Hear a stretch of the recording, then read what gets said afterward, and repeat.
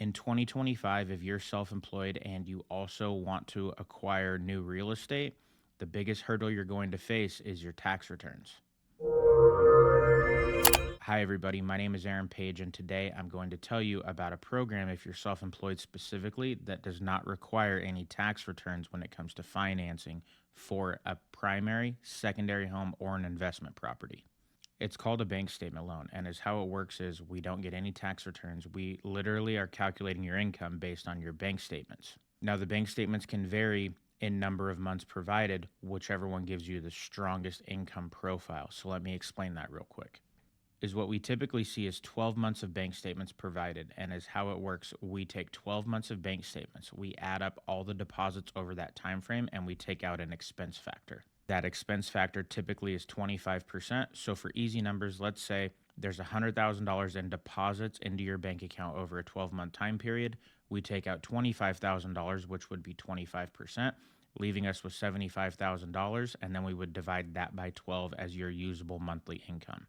The reason that this is important is because if you are a business owner and you write off a lot on your taxes, when you provide your tax returns to a lender or a broker like me, we have to go off of calculations that Fannie Mae and Freddie Mac set into place for business owners and self-employed individuals specifically.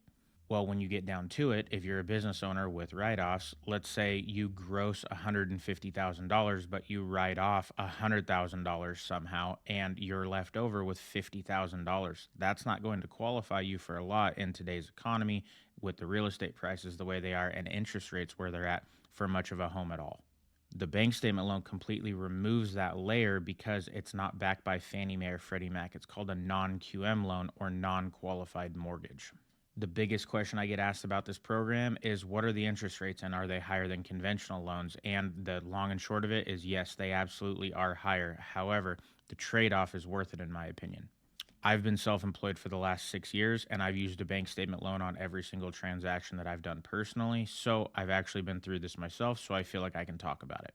If you were to plan 2 years ahead, because if you go on Fannie Mae or Freddie Mac, you have to provide 2 years of tax returns. In some cases, it's 1 year, but in most cases, it's two.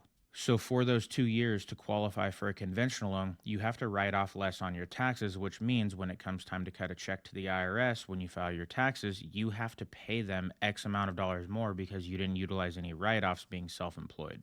Now, the real life scenario I want to tell you about is a conventional loan for myself versus a bank statement loan. When I was looking to buy my house, the conventional loan interest rate was about a half a point lower than a bank statement loan, which for me, that came out to be about $400 a month in interest by using the bank statement loan. So my payment is $400 higher than it could have been using a conventional loan or $4,800 a year in interest alone.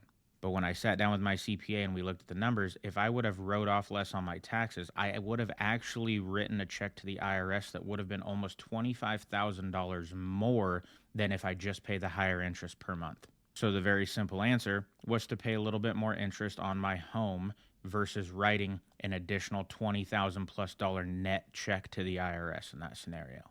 Now, this program isn't for everybody, but for the people who are looking to do some form of creative financing because they've been denied with their tax returns, or you just simply know you write off a lot and you're not going to qualify, I would encourage you to look into a bank statement loan as your next loan option. If you have any questions, please feel free to reach out. All of my contact information is in the description, and I'm happy to help. Thank you guys for being here. Thank you for watching. Share this with anybody who you think may find this info helpful, and we'll see you on the next one.